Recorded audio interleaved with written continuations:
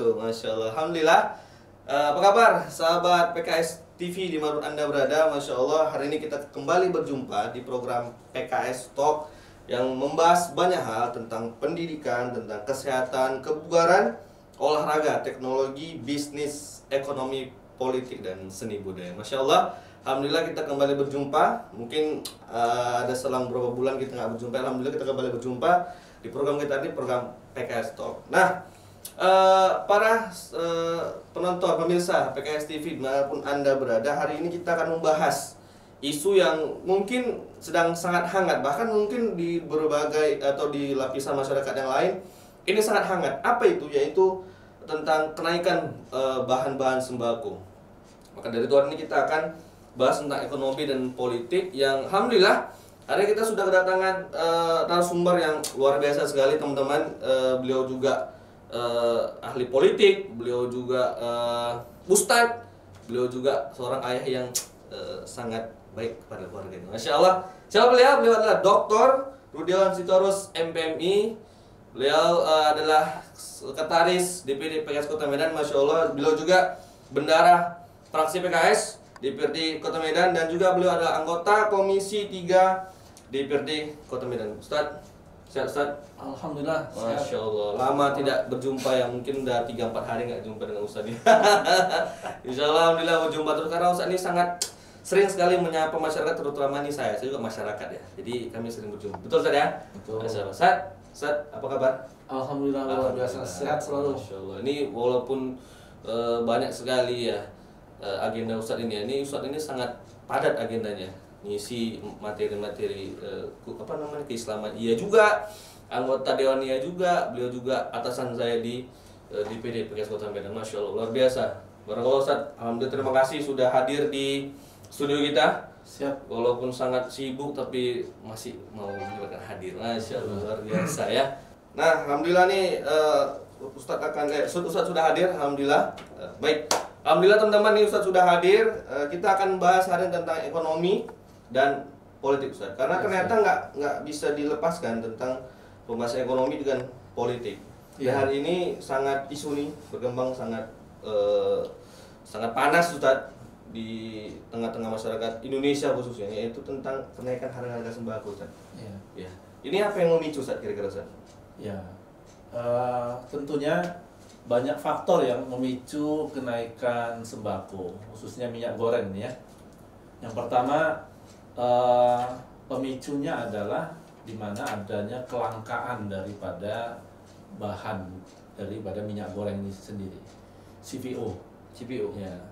Dan CPO ini sebagai bahan dasar daripada minyak goreng, kemudian tersediaannya langka, sehingga produksi kemudian menjadi berkurang. Ketika berkurangnya produksi, berkurangnya barang, maka masyarakat akan kesulitan mencari barang. Akhirnya kemudian barang itu harganya melambung tinggi. Nah, ini menjadi penyebab satu. Yang kedua, mungkin penyebabnya adalah bagaimana para pedagang tertarik dengan harga minyak goreng di luar ya. Nah, misalnya di Amerika minyak goreng itu bisa sampai 50.000 per liternya ya. 50.000 per liter. Kemudian akhirnya tertarik untuk menjual atau mengekspor minyak goreng ke luar negeri. Sehingga ini yang menjadi penyebab juga sulitnya minyak goreng di Indonesia. Tapi yang menjadi sorotan kita bukan masalah itu ya, tapi yang menjadi sorotan kita adalah Indonesia sebagai penghasil CPO terbesar di dunia. Iya betul, itu yang mau saya sampaikan. Sawit terbanyak terbesar di dunia. Nah, ini bahkan kita sampai mengekspor ya CPO ini. Tapi kenapa kok justru harga itu mahal di Indonesia? Hampir sama-sama seperti harga di Amerika, harga di beberapa daerah-daerah di negara-negara barat gitu. Sehingga ini menjadi sesuatu yang sangat menyakitkan bagi masyarakat Indonesia. Betul, Ustaz. Kan penghasilan Indonesia tidak seperti penghasilan di Amerika, tidak seperti penghasilan luar negeri. Betul. Ya. UMR beda Ustaz ya? UMR beda. Kalau kemudian harga minyak segitu seperti harga emas seperti itu, lalu masyarakat yang punya dagang gorengan segala macam ini jadi berbahaya. Akan nanti bisa jadi munculnya minyak goreng oplosan. Nah, ini berarti kan merusak kesehatan. Betul Ustaz. Masyarakat yang beli gorengan, beli apa segala macam ini. Kenapa? Karena terpaksa mereka melakukan itu karena tidak adanya barang Ustaz ya. Bukan nanti jualan mereka bisa nggak laku kalau misalnya mereka jual harganya tinggi. Karena bahan untuk mengelola gorengan itu tinggi dan banyak ya kuliner yang ada, kemudian UMKM sangat tergantung oleh minyak goreng. Dan bahkan mungkin hampir dari lingkup masyarakat kita, seluruh kehidupan kita sulit lepas dari minyak goreng Ustaz ya. Sangat sulit lepas. Dan memang yang pertanyaan yang paling mendasar Ustaz, yang paling mengherankan seperti yang Ustaz sampaikan tadi, bahwasanya kita ini adalah negara penghasil sawit terbesar di dunia dan pengekspor CPO terbesar juga Ustaz ya. Iya.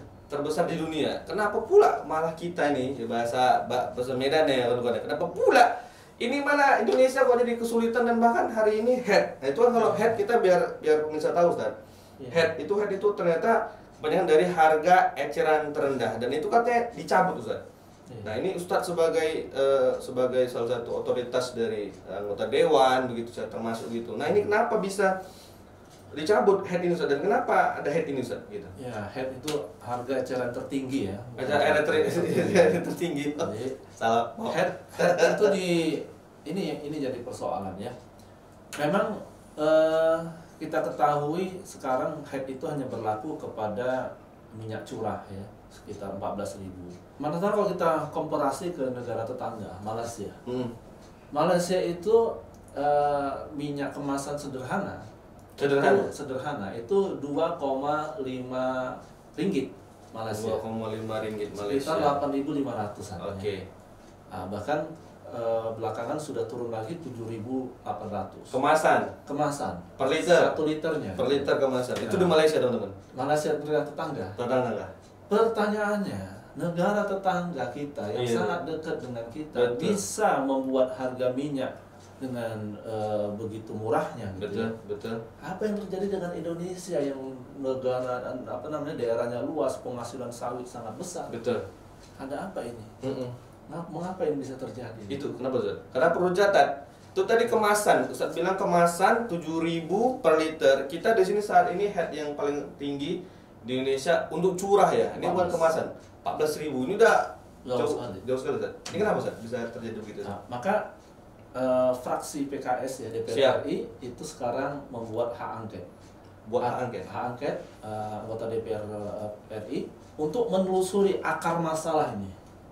Walaupun Menteri Perdagangan mengatakan bahwa ini ada mafia di balik ini semua. Dan dia akan umumkan mafia-mafia itu. Kita tunggu saja. Kayaknya udah tahu dia Ustaz ya. Betul nggak diumumkan. Nah, jadi kalau beliau mengatakan ada mafia, beliau mengatakan bahwa ini terjadi karena berbagai macam alasan-alasan yang ada.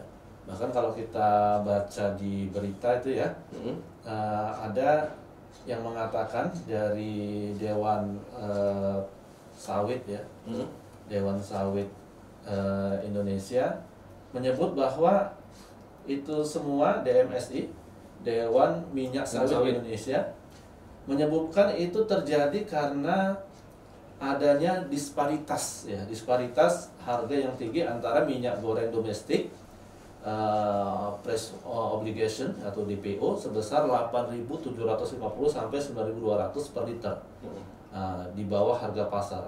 Ini kemudian memicu terjadinya black market. Nah, yang menjamur artinya banyak pedagang dadakan yang kemudian bisa mempengaruhi harga pasar ya. Kemudian juga mereka menyebutkan ini terjadinya permasalahan ongkos daripada produksi daripada minyak goreng itu sendiri, yang mereka menganggap bahwa kalau kemudian head itu berlaku pada yang dulu yang 14.000 itu, kalau itu diberlakukan, mereka mendapat untung sangat sedikit. Sangat sedikit. Sekitar 300-200 perak per liter. Ya? Nah, dan itu mereka nggak terima dengan berlakunya head itu. Maka kemudian minyak goreng kan hilang tuh di pasaran.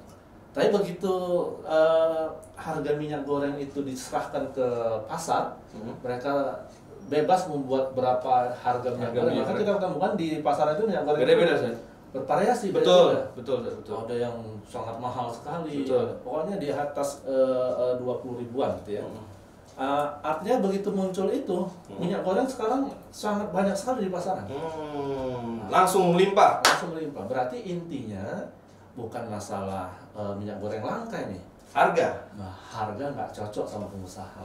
Nah, berarti kalau itu yang terjadi, ini tugas pemerintah nih. Pemerintah nggak boleh lepas tangan. Pemerintah harus ambil alih ini semua. Sebelum ini terjadi berbagai macam persoalan-persoalan terkait minyak goreng. Karena minyak goreng ini urusannya emak-emak. Kita juga sih. Mayoritas emak-emak ya. Emak yang ngasih duit emak kan bapak. Emak-emak ini kalau diganggu dapurnya gawat. Gawat. Sebagaimana hadis Rasul mengatakan. Allah, tuh. Ya kan? Bahwa An-nisa imadul bilad. Ya. Perempuan itu tiangnya negara. Idza saluhat saluhal bilad. Apabila baik wanita, aman wanita, aman negara. Wa idza fasadat fasadal bilad. Tapi kalau ibu-ibu udah hancur hatinya, maka rusaklah negara. Hancur kita di rumah nih guys. Makanya pemerintah harus hati-hati nih. Itu dia. Dan tidak boleh ini berlangsung lama. Jadi harus segera ini diambil alih pemerintah, kemudian dinetralkan kembali sebagai mana harga biasa. Jadi produksi minyak melimpah, harga juga standar. Nah, itu yang kita inginkan. Ini menarik Ustaz, tentang pernyataan Ustaz, para pengusaha mendapatkan untung dari head tadi itu paling sedikit 300-400 perak. Pertanyaan gini Ustaz, kayaknya ini saya ingat, maksudnya harga minyak naik atau minyak langka belum pernah terjadi sepertinya ya, atau saya yang salah nih. Cuman kayaknya kok baru kali ini aja terjadi dan akhirnya jadi meledak sekarang. Apakah dulu tuh mereka nerima aja atau gimana Ustaz? Apakah memang diatur yang baik atau sekarang pengaturannya malah nggak baik Ustaz? Atau gimana Ustaz? Ya dulu di masa Soeharto ada namanya kelangkaan cengkeh. Aduh, cengkeh. Ya, ini juga jadi problem dulu ya. Problem bagi para. Cengkeh. Iya betul. Tapi dulu persoalannya cengkeh itu dimonopoli. Dimonopoli oleh salah seorang orang-orang cendana. Kemudian para petani cengkeh marah. Pohon cengkeh ditumbangin semua. Akhirnya langka cengkeh pada waktu itu sehingga terjadilah itu ya. Artinya apa? Ini semua terjadi karena sekali lagi karena para pengusaha. Jadi pengusaha menjadi pengendali daripada harga-harga ini, menjadi korbannya masyarakat. Nah, oleh karena itu nggak boleh pemerintah melepas begitu saja harga minyak kemasan ya. Karena minyak kemasan ini kalau dulu mungkin ya di masa-masa tahun 90-an itu orang hanya kenal yang namanya minyak curah. Betul, Ustaz. Walaupun sebelum minyak curah 90-an. Iya, betul. Walaupun sebelum minyak curah namanya minyak kelapa. Betul. Masih ingat ya minyak kelapa ya? Masih. Minyak kelapa. Minyak kelapa itu dibuat oleh orang-orang tua kita dulu, nenek-nenek kita dulu. Betul, Ustaz. Di minyak kelapa itu ada namanya kelentik. Tahu kelentik? Yang di tengah-tengah itu. Bukan, kelentik itu sari yang warna putih-putih Ustaz ya? Limbahnya minyak kelapa.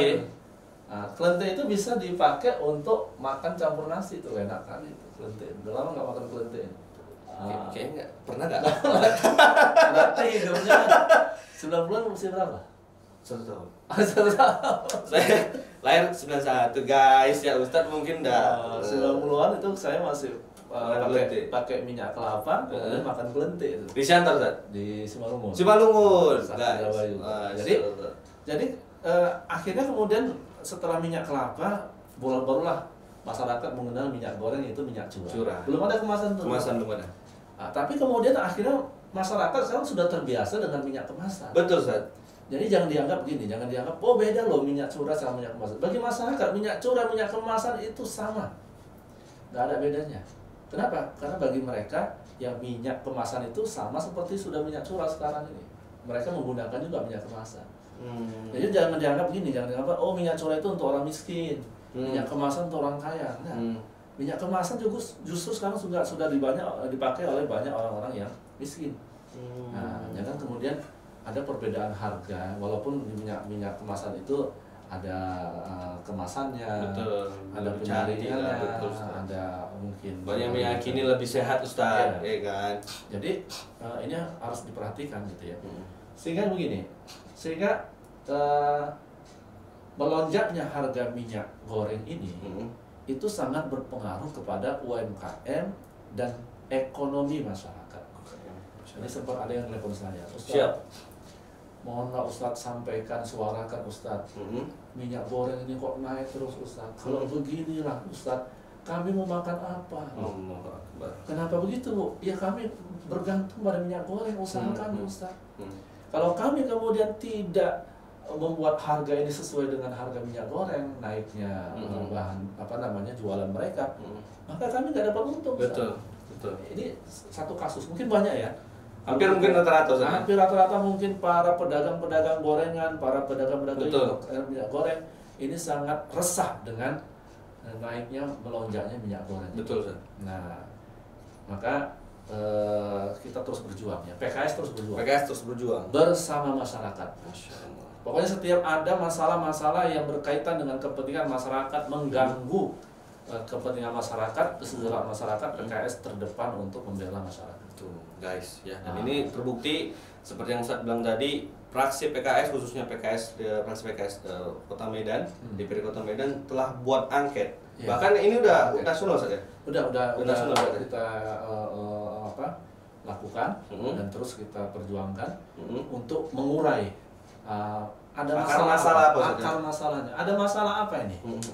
Kenapa negeri yang amat kaya raya dengan sawit ini kok mengalami permasalahan di harga minyak goreng? Malaysia yang tidak seberapa sawitnya, CPO-nya tidak seberapa, 2,5 ringgit, ya kan? 7.800, 8.500 sekian ya minyak gorengnya per liter gitu ya. Saya yakin kalau emak-emak di Kota Medan ini, saya bilang bahwa minyak goreng akan turun seharga 10.000 aja. Senangnya bukan main. Betul, Ustaz. Senangnya bukan main. Lebaran waktu bisa, Ustaz. Iya. Luar biasa. Karena bisa membuat harga produksi jualan mereka itu dengan harga yang normal. Gitu. Normal. Ini kan gini nih. Kalau minyak goreng ini langka, ini yang saya sebutkan tadi ya. Kemudian mereka yang awalnya sekali goreng, 2 kali goreng, 3 kali goreng, kemudian minyak gorengnya dibuang. Betul. Karena minyak goreng ini mahal, ya udah nggak langka lagi, sekarang berubah jadi mahal. Ya. Kalau minyak goreng ini mahal, kemudian mereka goreng sekali, 2 kali, ini kalau saya buang saya rugi. Betul. Akhirnya goreng itu sampai 20 kali, 30 kali. Kolesterol. Akhirnya mereka berpikir lagi bagaimana caranya minyak goreng yang sudah bekas ini bisa jadi jernih lagi. Bagaimana caranya? Akhirnya apa? Berdampak kepada kesehatan masyarakat. Ya, masyarakat tentunya akan wanti-wanti sih. Betul. Ini minyak goreng ini akhirnya masyarakat ada timbul rasa resah. Was-was nggak jadi beli. Betul. Akibat nggak jadi beli, penjualan akhirnya menurun. Menurun penjualan, akhirnya bertambahlah kemiskinan baru di Indonesia, khususnya di Kota Medan. Nah, semoga ini cepat terurai, Ustaz ya. Cepat dapat apanya. Nah, Ustaz, kita tadi bahas tentang minyak goreng. Kita tadi bahas kita masuk ke tema kita bisnis dan ekonomi dan politik. Nah, tetap ke arah sembako juga, Ustaz. Tetap arah sembako juga. Ini kita insyaallah alhamdulillah ini kita di bulan Sya'ban, Ustaz ya. Bulan Sya'ban, alhamdulillah sebentar lagi ya teman-teman kita akan memasuki bulan suci Ramadan, Ustaz. Bahkan ini hitungannya cuman sekitar ya nggak sampai 2 minggu ya. Nggak sampai ya 2 minggu ya, nggak sampai 2 mingguan begitu kita udah masuk ke bulan suci Ramadan. Nah, ini pertanyaan mendasar, Ustaz, yang mungkin kebanyakan orang udah sering mendapatinya. dan pengen nanya, cuman karena udah tiap tahun begitu terus akhirnya jadi habit, udahlah gitu. Tapi sulit diterima karena memang tidak normal. Apa itu? Yaitu kenaikan hampir seluruh harga sembako. Kalau kemarin minyak kita bahas tadi hilang, nggak ada minyak, begitu ada melimpah di mana-mana, tapi harga yang mahal sekali, kan Ustaz? Bahkan belum pernah di tahun-tahun lalu kayak gitu, begitu. Nah hari ini banyak kayak di berita udah ada yang bilang harga bawang sudah ada naik segala macam. Hampir setiap mau puasa, mau Ramadan, pasti semua naik, semua Ustaz, gitu. Kenapa? Ini terjadi, apakah nggak dikontrol atau gimana Ustaz? Begitu Ustaz. Teori ekonominya begini, Ustaz, bahwa apabila permintaan besar, produksi sedikit, betul, itu yang akan menyebabkan barang itu naik harganya, betul Ustaz. Sekarang yang terjadi ketika setiap Ramadan, menjelang Ramadan atau hari-hari besar yang lainnya, itu permintaan sangat banyak sekali. Betul. Produksi sangat sedikit sekali. Betul. Nah, tidak seimbang antara permintaan dengan produksi. Oleh karena itu yang pertama, pemerintah harus melakukan pemetaan produksi.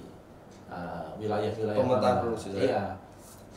Kebutuhan-kebutuhan apa saja, kemudian kira-kira kalau di bulan Ramadan ini berapa yang harus disiapkan gitu.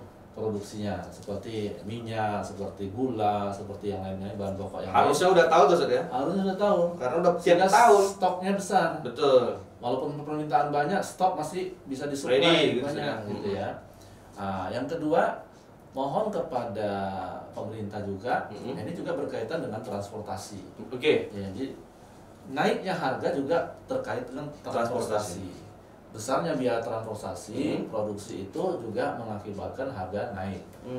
Nah, makanya bagaimana jalur transportasi itu bisa dipotong singkat, kemudian sampai kepada pasar-pasar tradisional yang ada gitu ya.